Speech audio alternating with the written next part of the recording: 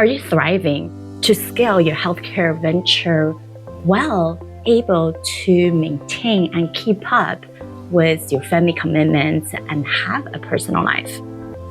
Today, let's discover strategies on how to manage your ambitious business goals without sacrificing everyone who stood alongside of you and behind you to help you move forward. At the same time, redefine what success truly means for you. Welcome to Provider's Edge, the podcast that helps healthcare entrepreneurs and innovators break down barriers and control their business, life, and future with valuable action steps. With me, your host, Sabrina Runbeck, a recovered clinician and a business deal catalyst. Let's rewrite the rules and create a positive social impact while increasing your profitability. Joining me today is Jim Manning. He has been so excited being here. I can't wait to dive into your story because he's someone who first out of school was working for a self-made billionaire, and probably all of us is like, wow, okay, those people who run jets and every materialized thing you ever want. But it's not a really great person to work with who's someone's absolutely miserable. So he truly jumpstart his journey 15 years ago to become financially free. And without sacrificing his personal life, especially, he also had multiple kids that he enjoyed to spend time with. And so being a dad and spending time with kids, being a great husband, he's really here to help us to think about how do you create passive income generating from investments and creating success overall. And as all of us who are in this field of healthcare, sometimes the burden of just being competitive or driving forward with your innovations or with your inspirational ideas to change your organization can be a lot. So how can we make sure that we are going forward to play into our highest purpose and play into our highest gift, as well as financially free and stable to support our family? So thank you so much, Jim, for joining us. Thanks for having me, and just a shout out to you and all your fans. I mean, it's rare for me to run into someone that's been doing this as long as you have, and to have the passion and the energy, and just be so pumped up to run these shows. And I can tell why you've been so successful and why you have so many fans and why they really listen to you. So thanks for having me. I really appreciate it. Yeah, I think all of us who are in a room we know at the end of the day, it's not just the information, it's taking the action with the information that we get with the right people that are in our ears. So that's why we're here. So share a little bit about you, who you typically work with, and what is some of the problems that you see that you really wanted to focus on. Yeah, so we've really struck a chord over the last 2 years. We've generated over $10 million in passive income for a group of us. And what I've found is that, being the founder of 5 companies and having 4 kids underneath 9, so 3, 5, 7, and 9 are our kids, my kids' age, is that there's just not enough hours in the day to do everything without the right people around you. I could open up a healthcare company and go down that rabbit hole, right? But I don't have enough time to do that and to do all my real estate stuff well. And likewise, we hear online from so many people how amazing real estate is and how passive income is amazing, and it's a great opportunity. But what people leave out is that there's a downside to real estate investing. There's a lot of work there. And if you're, it's fantastic if you're willing to start another company and take time away from your family, take time away from your friends and a personal life, and go into startup mode. And because real estate's only profitable if you find the deal, you buy it right, you appraise it right, you manage the contractors right, And when you're managing the property, you have to either get a property manager that you then have to manage, or you manage it yourself and potentially you're plunging a toilet if the tenant has a need, right? So we love the idea of passive income, and at the same time, all that work that's involved has either people try it and then they kind of bounce out of it because they're like, "Oh man, I'm running this healthcare company. I don't have time for this," or they don't ever really get started. And what's amazing about where the world is at now is that we have the ability to invest into real estate funds and different REITs and alternative investments to allow someone else to do all the work for us, and we can get all the benefits of being a real estate investor without the trade-off of time. So it's been a wonderful thing. Being a real estate entrepreneur now since 2006, it's been a wild ride. Yeah, definitely is that a change and dynamic of what you said about how busy you are, but what do you see the value in everything that you're doing, and still be curious about the opportunities that can be presented. And for some people, when you're so used to doing one thing, you're very comfortable in it. And then it's not so much about complacency, is that the effort of learning something new, whether that's in real estate or a different branch of healthcare, or even as we talk about, I just came back from a large conference in the digital health space, then where people talk about technology is online real estate, right? In some way, it's about adaptability.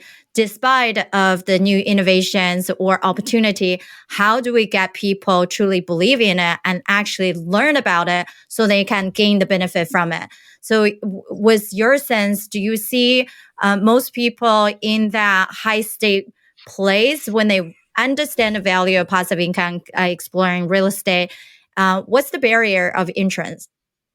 I think one of the biggest spots of difficulty is how we've been brought up and how we've learned things.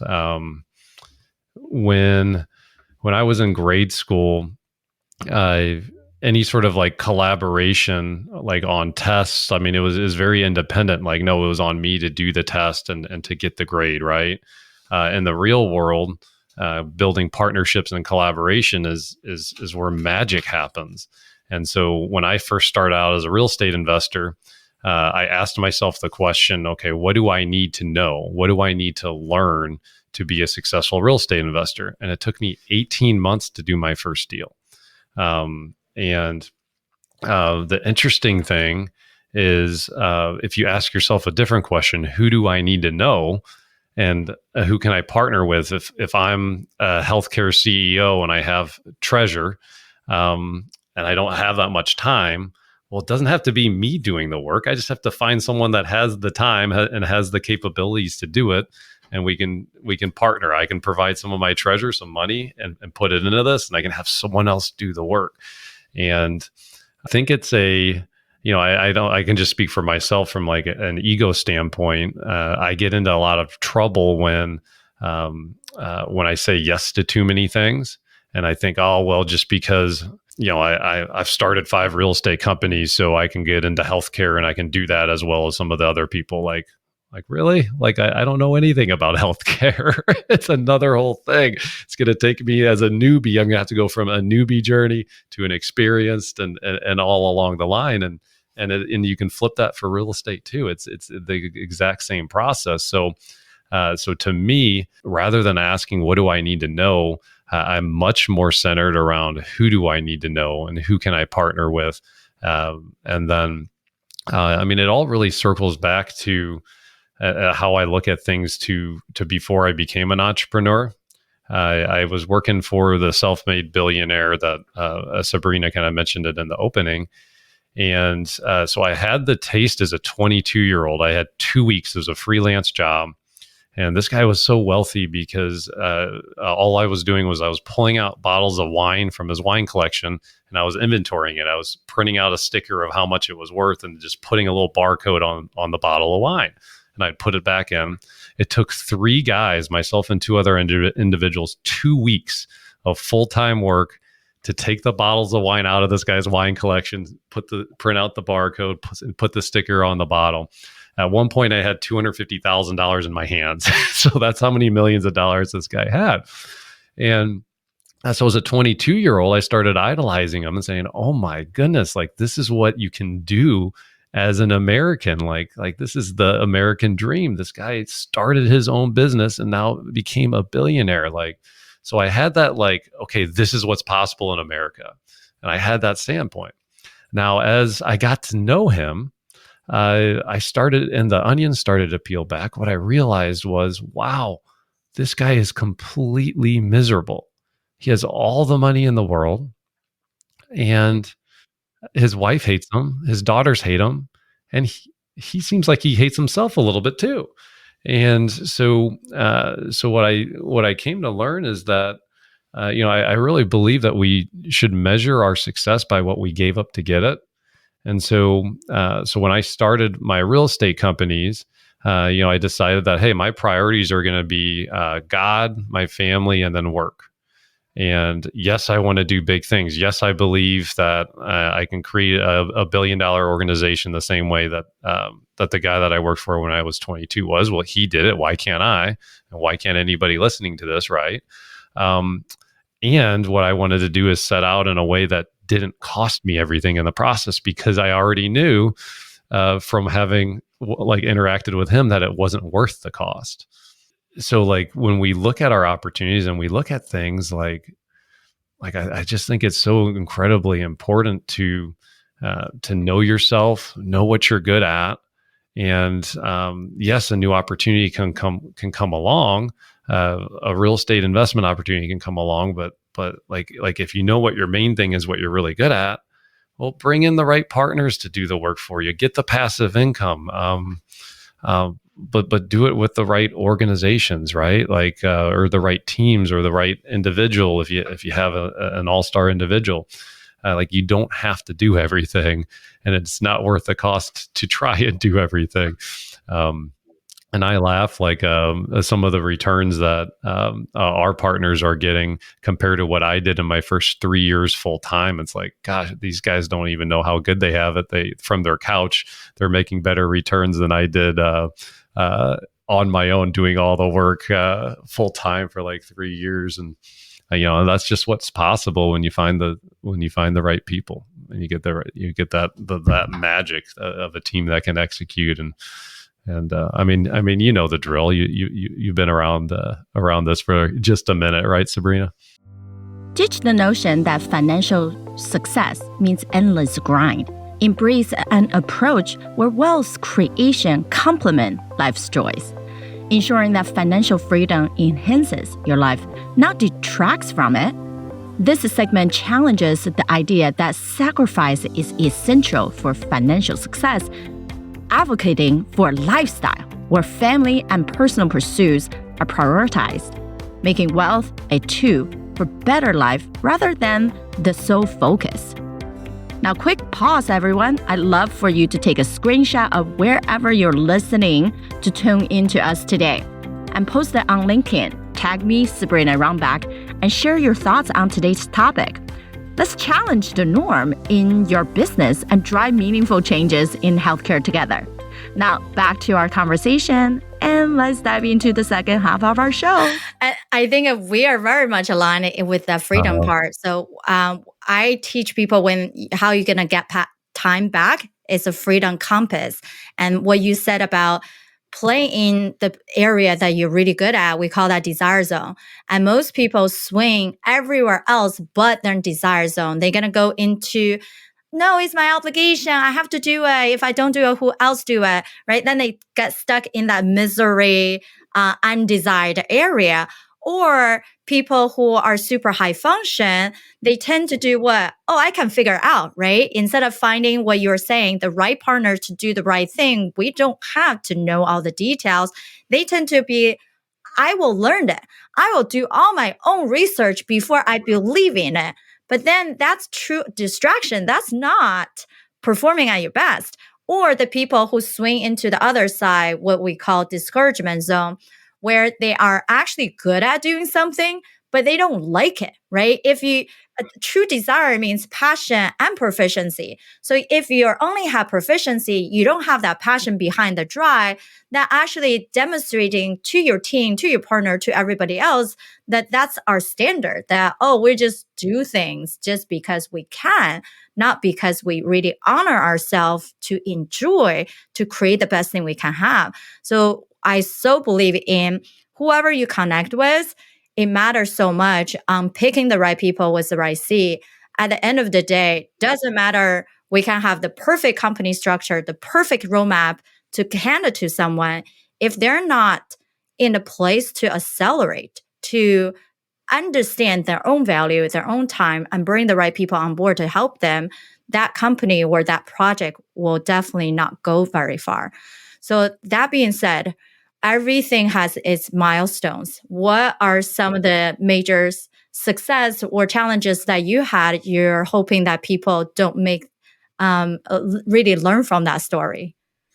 Absolutely. So it sounds really cool when I say, hey, we've done 3,500 deals over the last 17 years, and I own 5 real estate companies, 4 of which run without me.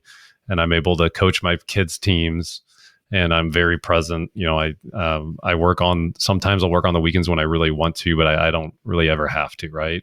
That sounds awesome.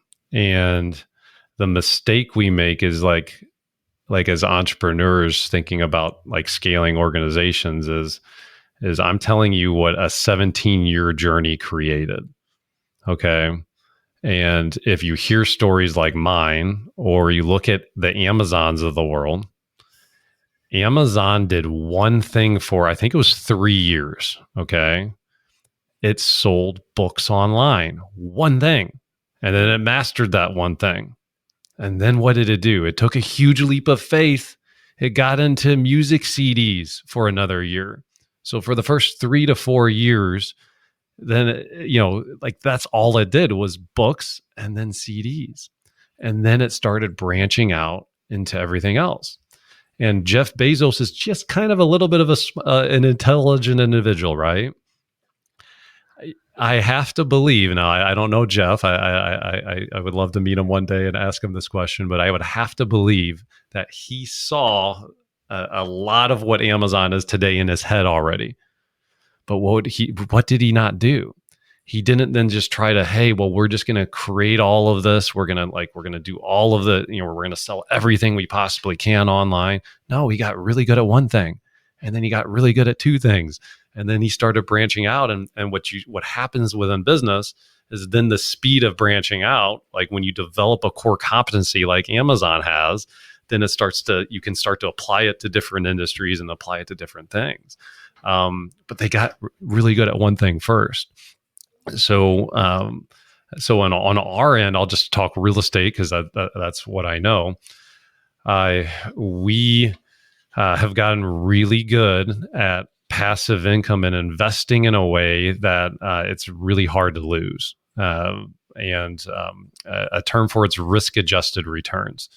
And so when you're looking at investing in real estate, if you have the exit period is a big risk factor. So if you're going to flip a property and sell it within 6 months, and buy it, fix it up and sell it within 6 months, everything has to be perfect. You have to buy it right. You have to appraise it right. You have to manage the contractors and get the repairs in order.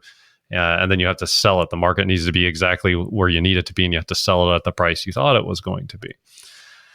If you do a longer term buy and hold strategy, where the exit strategy is 30 plus years, you can buy it a little bit wrong. The repairs can go a little bit over, and you still can make a tremendous amount of money. So what I've learned within all of this is that not every strategy is created equally, and there's real benefits to getting in line with, like, hey, what's something that your company's really good at? What's something that you have a competitive advantage at, and that you can do over and over and over again? I had when we first started, we did something called short sales, and that was the market of the moment. And for those of you that, gosh, I feel old when I talk about this. Back in the day, 2006 to 2009, there was very little equity in homes on the market. About 40% of homes were selling short of what the were short sales. And so, what a short sale is if you owe $200,000 on a house, but it's only worth $100,000.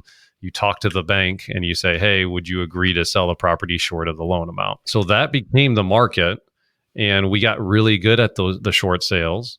And then all of a sudden, fast forward to today, if we were still doing short sales are less than 1% of the market. People have a tremendous amount of equity.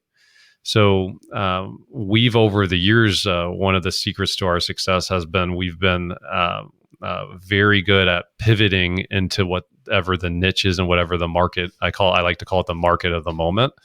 And some signs that you're out of the market of the moment and that the market's pivoted on you is you're really having to fight for your profit. And it's like, man, this is just like pulling teeth. Like I have to fight and scratch and claw to make money.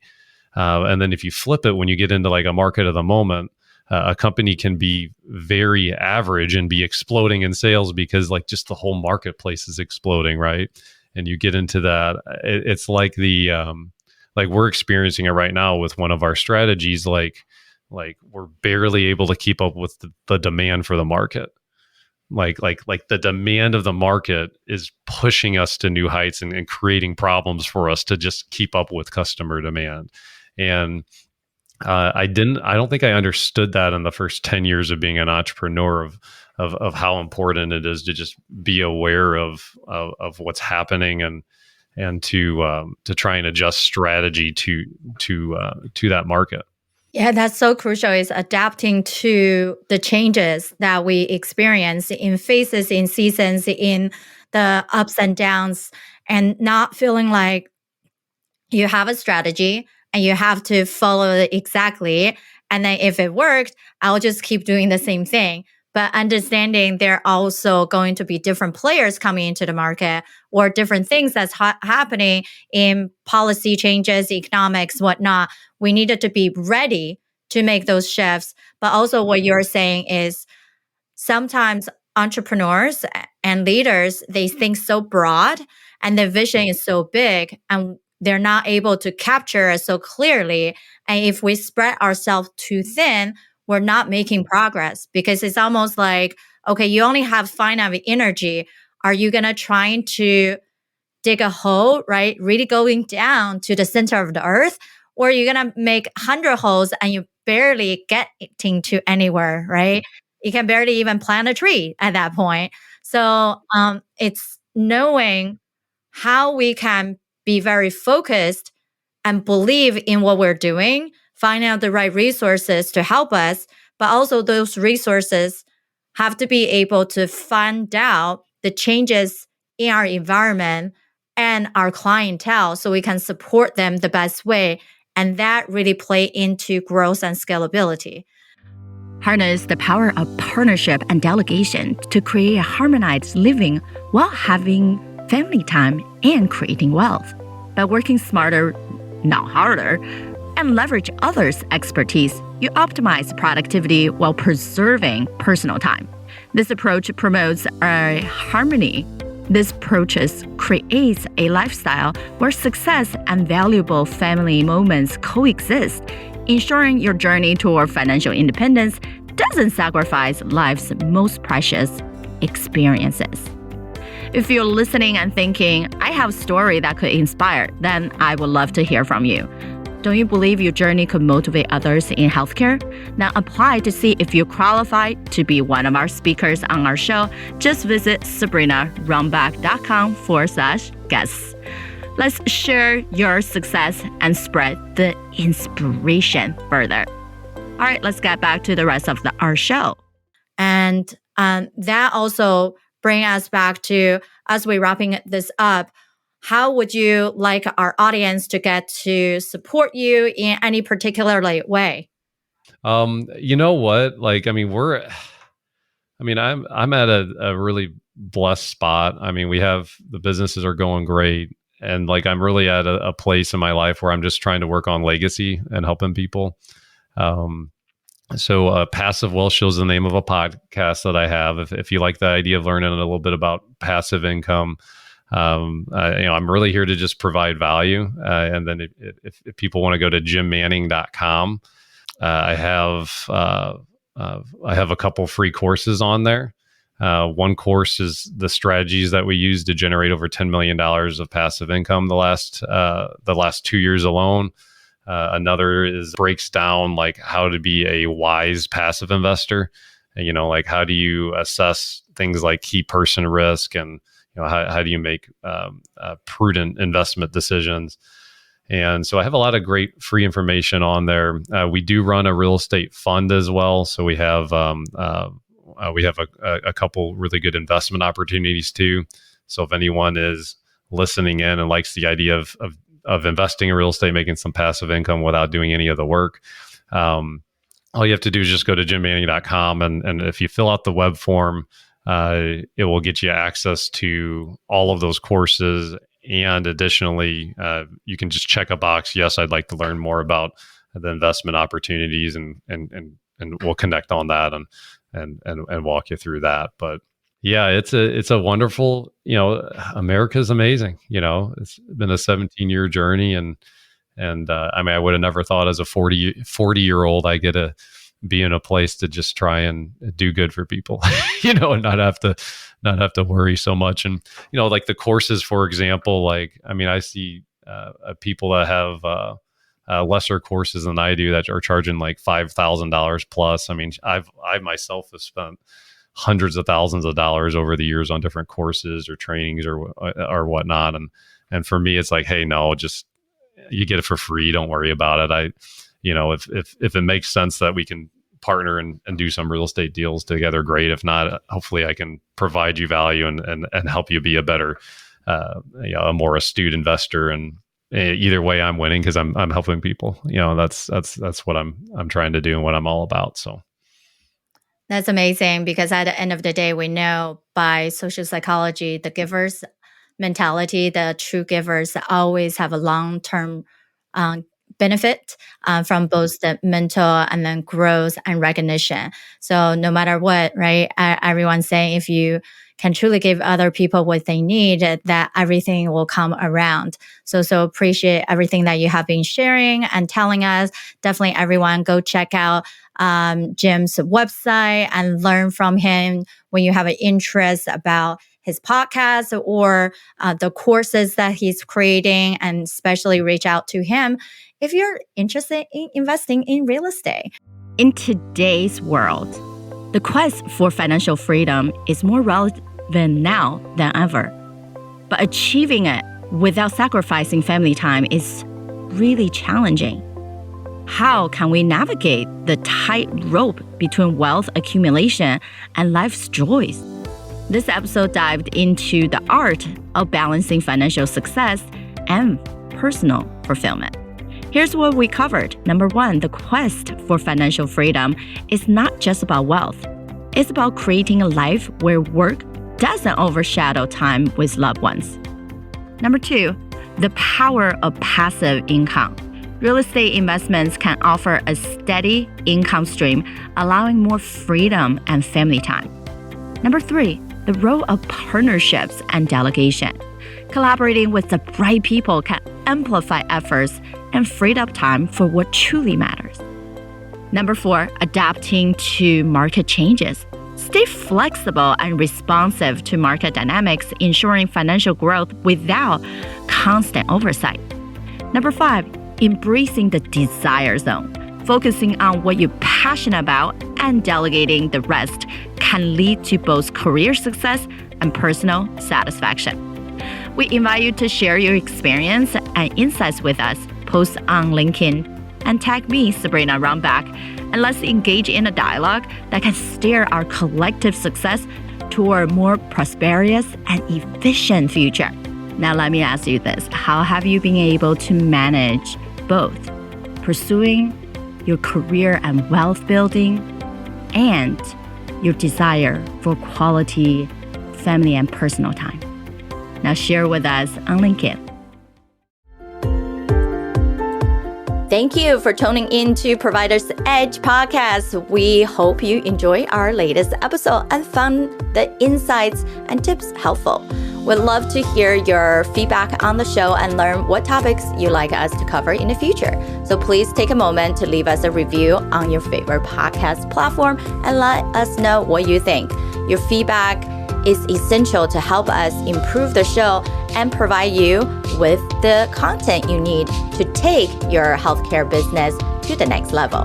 Thank you for your support, and we look forward to hearing from you soon.